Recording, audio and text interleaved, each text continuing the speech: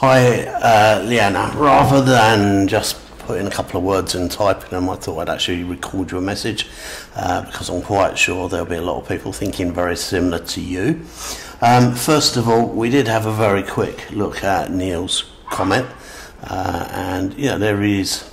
This is forecast stuff, but he's actually talking about the American property market, and I can't vouch for that. It's not what I'm involved with.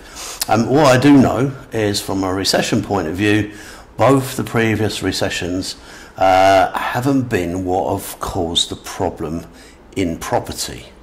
What's actually happened is, because it was in recession, because the government was in control of interest rates, they whacked the interest rates up, and that's what caused the property crash. The cost of money, the affordability basis of it. Mortgages are still available.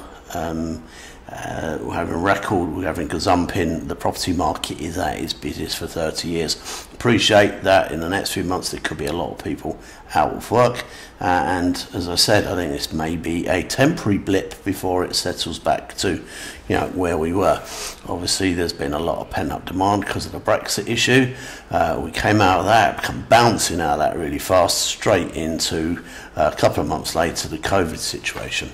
I thought and said and shared that I thought it was going to be maybe a 5% dip, and then just within a month, 6 weeks, I was actually saying on the YouTube channel, you can look at the dates, that actually things were happening and everything's really weird. There doesn't seem to be a dip, and then we started having this mini boom, which when I first started saying about it, everyone thought was absolutely mad.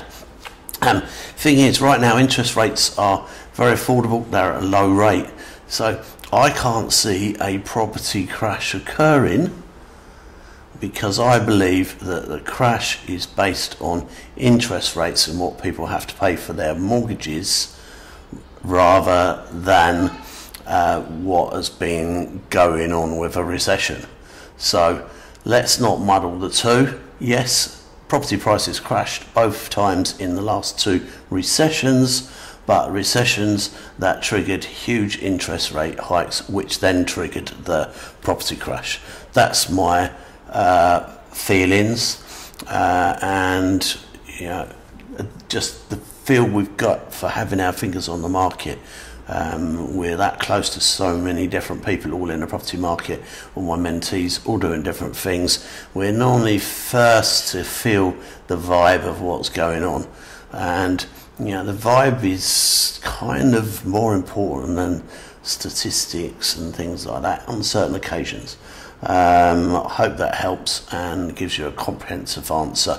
But yeah, as I said, as far as Neil's concerned, it looks like it's an American market analysis rather than a UK market from the first couple of minutes of watching his video.